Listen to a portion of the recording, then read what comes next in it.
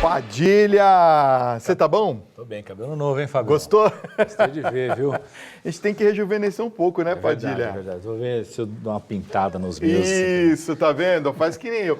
Pouca gente sabe que eu faço isso, viu?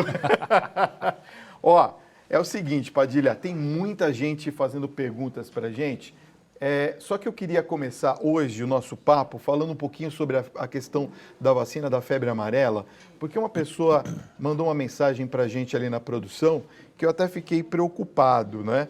Porque ela disse que ela tomou a vacina da febre amarela e as reações foram muito pesadas, como se ela tivesse tido a doença. Isso é comum para quem toma a vacina, Padilha? Ô, Fábio, não é uma coisa comum, mas pode acontecer.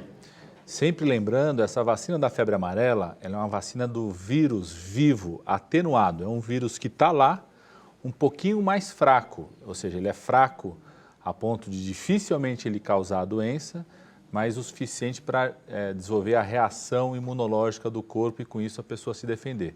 Então, por isso que a gente sempre reforça as preocupações das pessoas que possam ter algum tipo de alteração de redução na defesa do corpo. Então, ela não está indicada para pessoas que têm algum tipo de redução na defesa do corpo. Gente que está tomando corticoide permanentemente, tem alguma doença que reduz a defesa do corpo. A preocupação que eu já falei aqui sobre o idoso, né? Então, sempre quando a pessoa tiver um risco de redução da defesa do corpo, da sua capacidade imunológica, sempre é importante avaliar o risco e benefício. A febre amarela está assustando muita gente, e com razão, porque tem muitos casos. Outro dia eu estava no interior de São Paulo, nesse sábado, ali na região de Américo Brasiliense, tem caso, né? Mas ainda é no Brasil uma febre amarela que a gente chama de febre amarela silvestre, ou seja, a transmissão acontece quando a pessoa vai para algum lugar próximo de floresta. É que às vezes esse lugar próximo de floresta pode ser um clube, às vezes é um clube de campo, às vezes é um clube desportivo mesmo, mas que está mais na região de floresta, de mata e pode ter transmissão ali. Então, sempre fazer esse balanço do risco e benefício. Quem tem alguma redução de defesa do corpo não deve tomar a vacina. Agora, lógico, se é uma pessoa que está muito exposta, permanentemente exposta, então teria indicado a vacinação por conta do risco. Então, sempre avaliar essa situação. Olha, quer ver só como as pessoas estão preocupadas e acabam até... E com razão, viu, Fábio? Olha só, acabam até vamos dizer assim, se precipitando em querer tomar a vacina. Olha só essa questão que está chegando para a gente, da Beth, de Poços de Caldas, Minas Gerais. Ela fala assim: boa noite, Fábio e Padilha. Eu já retirei um tumor no cérebro e, graças a Deus, era benigno. Mas quando eu fui tomar a vacina da febre amarela, me recomendaram, olha, não tome a vacina. O que você acha, Padilha? Ela deve ou não deve tomar a vacina? Beth, pelo que você está contando do caso, retirou um tumor benigno, provavelmente então você não fez nenhum tipo de tratamento posterior, a sua defesa do corpo está normal, não tem motivo, pelo que você está contando, para ter um tipo de contraindicação do uso da vacina. É diferente, por exemplo, se a pessoa tivesse tido um tumor, estivesse fazendo quimioterapia, né, usando corticoide por tempo prolongado. Então, qual que é a minha recomendação, Beth? Volta na pessoa que fez a cirurgia, né? Quem foi o médico que fez o procedimento? Ele conhece o que você tomou, né? Se você toma algum tipo de medicamento que possa reduzir a defesa do corpo. E se você é uma pessoa que tem um risco de se expor nessas áreas silvestres, né, não tendo nenhum tipo de redução de defesa do corpo, estaria indicado tomar sim a vacina. Olha, você pode participar do nosso programa 950336870, está sempre aparecendo aqui no vídeo, 11 São Paulo, você envia a sua pergunta, nós fazemos aos nossos convidados. Olha só, mais uma pergunta ainda sobre febre amarela. A pessoa não se identificou e diz o seguinte, Padilha: meu esposo fez uma cirurgia na hipófise e está usando o medicamento prednisona. Isso. Prednisona, é isso? Que é um derivado, é um corticoide que a gente chama. É um corticoide. Ele pode tomar a vacina da febre amarela tomando esse medicamento? Ele não deve tomar. Toda pessoa que toma uma medicação que reduz a defesa do corpo, como os corticoides, estaria contraindicado de receber a vacina da febre amarela. É lógico que isso pode ser ponderado, por exemplo. Às vezes a dose é muito baixa, não é uma dose alta, recebe uma dose muito pequena de corticoide. às vezes é corticóide inalatório, aí é uma situação, se a pessoa vai se colocar muito, né, uma situação de muito risco, sempre pesar o risco-benefício, se fosse uma dose muito baixa, com baixa redução da imunidade, tem um risco muito alto, eu até indicaria o uso da vacina. Mas no seu caso, que está contando a priori, o seu marido estaria contraindicado de receber a vacina da febre amarela. Muito bem, fica aqui com a gente, eu vou dar um recadinho. Ó, você continua mandando suas perguntas que nós vamos fazer aqui para o Padilha. Ó, Padilha, eu separei uma questão aqui que eu gostaria que você comentasse. Eu acho que é muito importante. Olha só, a Helenita de Alvarenga, Minas Gerais, aliás, um beijo carinhoso a vocês de Minas Gerais, que mandou pra gente. Ela diz assim: Padilha, boa noite. O meu marido sofre com rinite, mas ele sempre vem com falta de ar. Quer dizer, tem a rinite e acompanhado a falta de ar. Isso pode ser um sinal de uma doença pulmonar? Ô Helenita, o mais provável é que não, é que seja um quadro de obstrução superior que a gente fala, né? A rinite é um quadro inflamatório, muitas vezes desencadeado por alguma coisa alérgica, então é importante ver o que causa, né? Em que situações que ele tem mais essa rinite.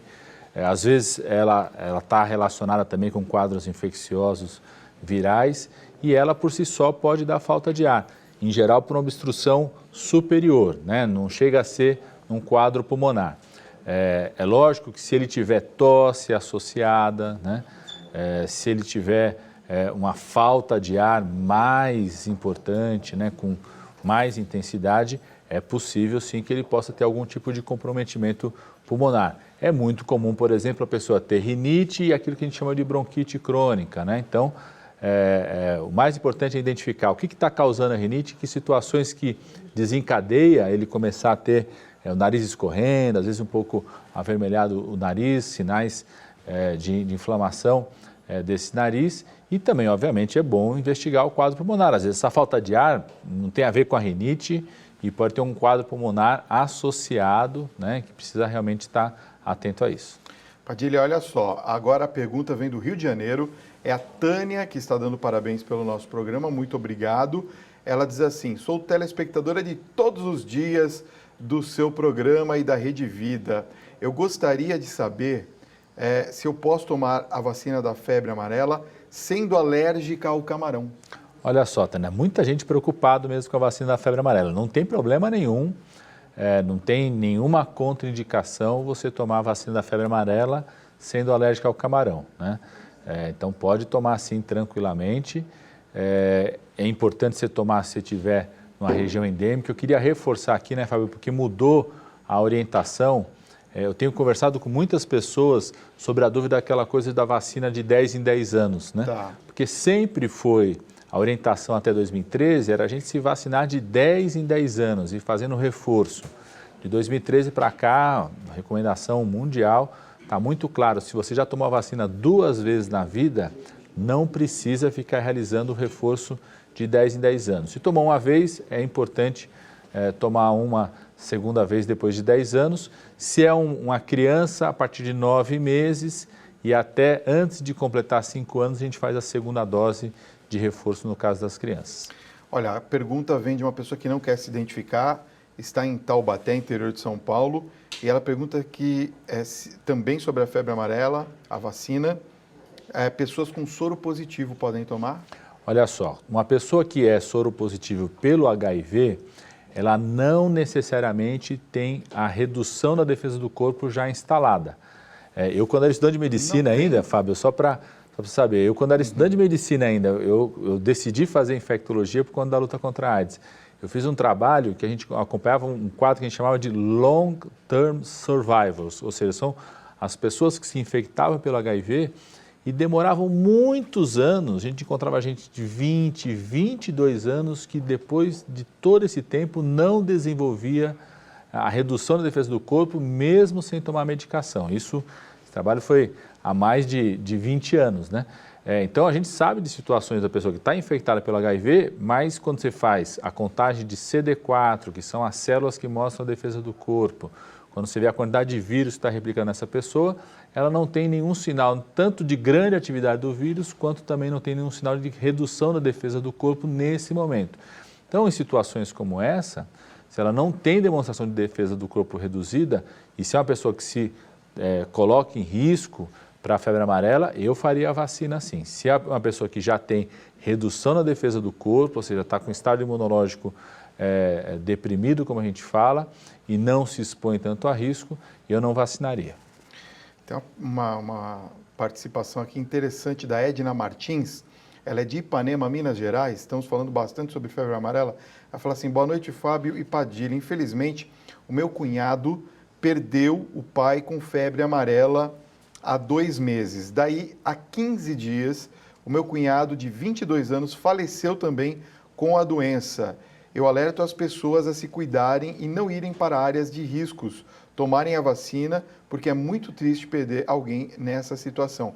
Essa região de Ipanema é uma das que está na área de risco? Nós temos muita preocupação sobre o estado de Minas Gerais como um todo, Espírito Santo, casos no Rio de Janeiro identificados, e o interior do estado de São Paulo chegou em regiões que há muito tempo a gente não tinha notificação de casos de transmissão autóctone, ou seja, aconteceu naquele local. Um exemplo que eu estava citando aqui é Américo Brasiliense, ou seja, chegando muito próximo, região de São Roque, muito próximo de Campinas, tanto que já tem uma orientação muito clara da Secretaria Estadual de Saúde no estado de São Paulo também, de vacinação da população que não está vacinada, daquela população que tem indicação em receber a vacina. Olha, vamos a uma outra pergunta aqui que foi enviada via site para a gente. Diz assim: boa noite. É o Marcelo Tavares, da Zona Sul de São Paulo. Eu gostaria de saber quanto tempo leva para limpar o pulmão, porque ainda eu sinto muita falta de ar. Eu parei de fumar há mais de 12 anos. Caramba, hein? Marcelo, bastante tempo, né? É bastante tempo, mas tudo depende primeiro de quanto tempo que ele fumou e qual foi a intensidade, né? Se a pessoa fumou muito tempo e com uma grande intensidade, ela pode ter desenvolvido um quadro de bronquite crônica, né? É lógico que a manutenção do cigarro vai piorar o quadro, mas o fato de parar de fumar não vai desaparecer o quadro de uma hora para outra com a bronquite crônica.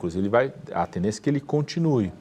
É possível que a pessoa tenha fumado por tanto tempo ou com intensidade tão grande que ela tenha tido um avanço nesses quadros de bronquite crônica.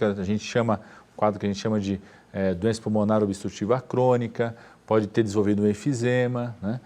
Tem que ter preocupação que pode estar associado a algum outro tipo de doença que foi estimulada pelo tabagismo. A gente sabe, né? O fato de fumar é o principal fator de risco, por exemplo, para o câncer de pulmão, para doenças cardíacas, que a pessoa pode aparecer como principal sintoma a falta de ar, né? Então, por isso, acho que a sua história só reforça, em primeiro lugar, o esforço da gente evitar de começar a fumar, né?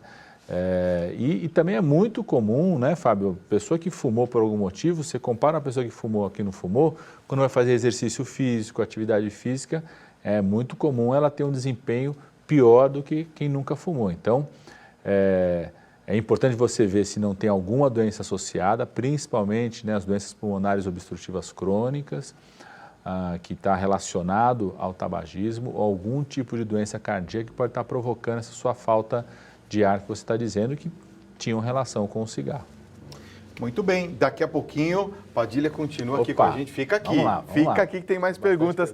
Ó, Padilha, chegou uma pergunta aqui que eu separei, que também me parece ser algo que muitas pessoas acabam se confundindo aqui, né, na questão do pólipo nasal. É engraçado quanta gente está tendo problemas respiratórios. Chega aqui da Lúcia de Caçapava, ela fala assim: o meu marido tem um pólipo nasal e já usou várias medicações, não resolveu absolutamente nada. Por acaso, a única solução a cirurgia? No primeiro momento você busca conduzir esse caso, principalmente com o uso de corticoide, inalatório, preocupação sempre de limpeza no local, tentar reduzir exposição a fatores que possam provocar algum tipo de inflamação ou alérgica, né, ou infecção viral, mas muitas vezes é muito comum, viu, Fábio? Você ter que recorrer à cirurgia, que é uma cirurgia relativamente simples, não é uma cirurgia complicada, então não precisa ter grande preocupação em relação à cirurgia, não. Consultório mesmo? Você pode fazer, dependendo de como for o procedimento, qual é a localização do pólipo, você pode fazer, ou às vezes tem que ir para o centro cirúrgico hospitalar por conta do processo da anestesia. Mas é uma cirurgia relativamente simples, às vezes é muito necessária porque é muito comum, às vezes, a pessoa que tem pólipo começar a ter sinusite de repetição, porque obstrui lá os seios da face. Então, se tem indicação de cirurgia, o ideal é fazer. Olha só, boa noite, Padilha. Eu sou aqui de Rio Claro, São Paulo. Tenho um problema de espirrar com muita frequência. Eu ouvi dizer que isso faz mal ao coração. Isso é verdade? E ele já diz aqui, não tenho nenhum problema de saúde. Não, problema de saúde você tem, né? Você Está está espirrando. Né? Não tem um problema grave, mas você está tendo um problema que está te incomodando, está te preocupando, né? Às vezes você pode ter alguma dificuldade em alguma atividade, tudo, né? E muitas vezes também pode estar relacionado com um quadro alérgico, que é importante descobrir agora qual que é o quadro alérgico, porque às vezes você pode identificar qual que é o fator e você não tem uma exposição maior daquele fator, podendo ter um quadro pior do que só espirrar. Então é importante, muito importante identificar qual que é o motivo, às vezes é alguma coisa que a gente inala, né, algum produto. Às vezes eu já vi muitas situações, por exemplo, de produto de limpeza em casa, né? Às vezes tem alguma coisa a ver com o local do trabalho, né, onde trabalha, é muito comum isso, o local do trajeto de casa para o trabalho, né? Então é importante identificar qual é a situação. Nós vamos ter a conversa com a psicóloga, né? A Pamela vai falar depois, muitas vezes, inclusive, eu já vi quadros emocionais, psicológicos, né? Da pessoa começar a espirrar ou tosse, né? Que às vezes é ansiedade, é nervosismo. Então é importante identificar o que é isso, porque é um problema de saúde, né? Que está te incomodando, sofrimento, né? Então eu acho que é importante identificar. O Carlos está perguntando, diz que a mulher dele toma Primide para tremor. É essencial esse remédio. Altera a imunidade, por acaso? Não, é um medicamento que tem que ver se ela tem algum outro quadro, alguma outra situação, senão não tem uma alteração importante da imunidade, não. Vamos ver aqui mais uma pergunta. Olha, essa aqui que chegou pelo site agora. Boa noite, aqui é o Marcelo Tavares, aqui da Zona Sul de São Paulo.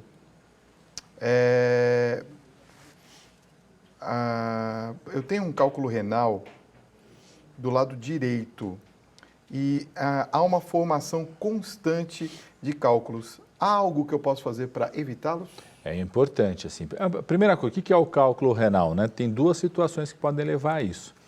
Ou a pessoa está tendo uma dificuldade de excretar aqueles sais que estão envolvidos com esse cálculo, que é a chamada pedra no rim, né? O que é o cálculo renal? A pedra no rim, o pessoal está acostumado a pedra no rim. Ou ela tem dificuldade de excretar, então às vezes pode ter algum tipo de alteração no funcionamento do rim, que está dificultando de jogar para fora a quantidade desses sais, e aí acumula isso e forma a pedra ou cálculo, ou a pessoa ingere demais, né? O mais comum é uma combinação de alta ingestão, né? Então a pessoa ingere demais sais que podem contribuir para a formação da pedra no rim e se hidrata muito pouco, né? Então uma boa hidratação é muito importante, não só no momento de expelir, mas normalmente para o próprio funcionamento do rim. A outra coisa, tem que ver se tem algum tipo de obstrução renal que está contribuindo para isso. Também existem situações como essa, né? E se identificou o cálculo renal tem uma dor bastante intensa, não é fácil, né?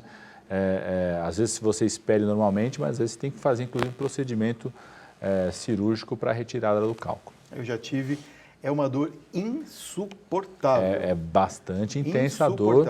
A pessoa chega com o que a gente chama de posição antálgica, ou seja, ela já vem andando, é o tipo da crise, da cólica renal que o médico, se for um bom observador, identifica o paciente que ele tem só dele chegar no consultório, né? Do jeito que ele está caminhando, é uma caminhada que a gente fala antálgica, né? Tem um sinal bastante característico, a gente chama sinal Giordano positivo, é uma dor bastante intensa, então quem já teve uma vez sabe que é bom hidratar, né? Cuidar do rim para não ter outras vezes. O pessoal fala assim, nossa, você toma água pra caramba, claro, Eu não quero nunca mais isso, pelo amor de Deus. Ó, tomar eu muita tive uma água, vez só. tomar muita água é muito importante, viu, Fábio? Tanto para o rim, quanto às vezes inibe você comer em excesso, né? Tá ingerindo bastante água sempre, né?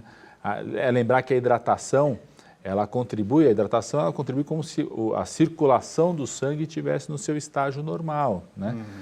Então, você estar sempre bem hidratado é muito importante. Além da pele, né? Outros efeitos aí secundários positivos que tem. Padilha, acabou o nosso tempo. Obrigado, viu, pela sua presença de novo. Obrigado, tá? viu, Fábio? Um grande abraço. Obrigado, pessoal, pelas perguntas aí. Estamos à disposição para responder. É isso aí.